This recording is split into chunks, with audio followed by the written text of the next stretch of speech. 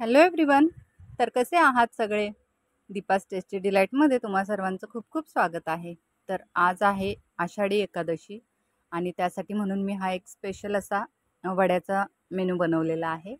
तर अगदी कुरकुरीत आणि कमी तेलकट असे वडे बनवलेत आणि सोबत शेंगदाण्याची आमटी बनवलेली आहे. तर खूप छान असा मेन्यू आहे.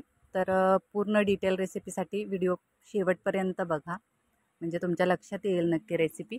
तर त्यासाठी मी काय केलं आहे, अर्धा किलो शाबू तांदूळ रात्रभर भिजवले होते.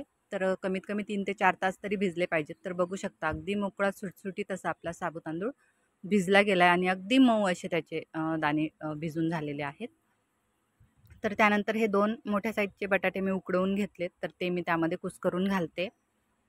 आणि त्यानंतर मी ही हिरवी मिरची आहे, फक्त हिरवी मिरची मी मिक्सरला बारीक वाटलेली आहे. तर ते मी 2 चमचे म्हणजे साधारणतः 4 ते 5 हिरव्या मिरच्या आहेत. त्यानंतर चवीनुसार मीठ आणि अर्ध्या लिंबाचा रस. तर लिंबाला रस भरपूर आहे तर मी अर्धच वापरले, कमी रस असेल तर तुम्ही पूर्ण लिंबू वापरू शकता. त्यानंतर साखर घातलेली आहे 1 चमचा आणि शेंगदाण्याचं कूट. तर हे छान खमंग असे शेंगदाणे मी भाजलेत आणि त्यानंतर कूट केलेला आहे आणि तोही थोडासा जाडसर असा कूट केलेला आहे. तर आता हे सगळं साहित्य घालून झालंय. तुम्ही जर जिरं किंवा कोथिंबीर खात असाल, उपवासाला चालत असेल तुम्हाला, तर तुम्ही ते घालू शकता.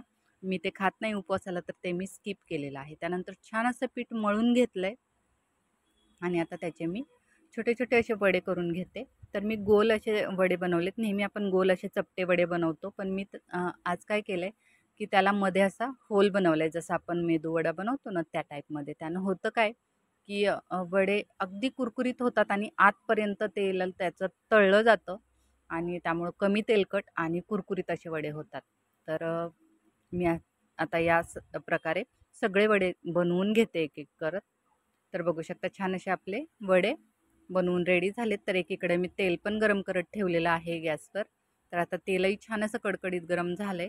तर त्यानंतर मी आता हे वडे एक एक करत असे तळून घेणार आहे.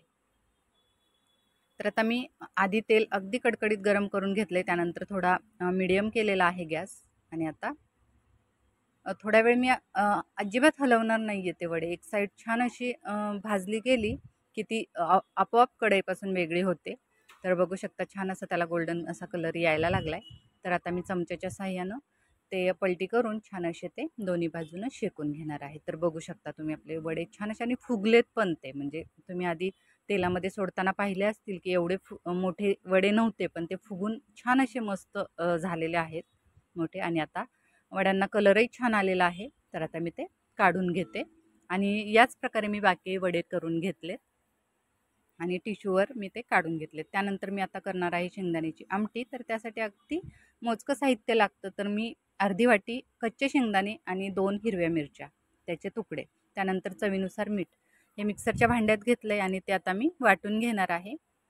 तर आता ते मी थोडंसं वाटून घेतलं आहे आणि नंतर मी घालणार आहे त्यामध्ये पाणी आणि त्याची छान अशी पेस्ट बनवून घेणार आहे. तर मी अर्धा ग्लास पाणी घातले आणि त्याची पेस्ट बनवून घेतले. तर बघू शकता तुम्ही आपल्याला अशा टाईप चटणी हवी आहे. त्यानंतर मी गॅसवर एक पातेलं गरम करत ठेवलं. त्यामध्ये घातलेलं आहे 2 चमचे तेल. तेल छान गरम झालं की त्यामध्ये ही वाटलेली शेंगदाण्याची चटणी घातले आणि नंतर मी थोडंसं पाणी घालून मिक्सरचं भांडं धुवून तेही त्यामध्ये घातले आणि आता याला आपल्याला छान अशी उकळी आणायची आहे. नंतर आपली ही आमटी रेडी होते.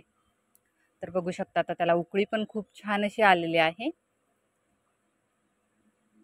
तर आता आपली ही शेंगदाण्याची आमटी ही रेडी झालेली आहे. तुम्हाला वाटलं तर तुम्ही लाल मिरची पावडर पण टाकू शकता त्यावर कलरसाठी, पण मी बस हिरवी मिरचीच घातलेली आहे. आणि आता करणार आहे वडा सर्व. तर मी एका प्लेटमध्ये 4 वडे घेतलेत आणि त्यावर घालणार आहे गरम गरम अशी ही शेंगदाण्याची आमटी.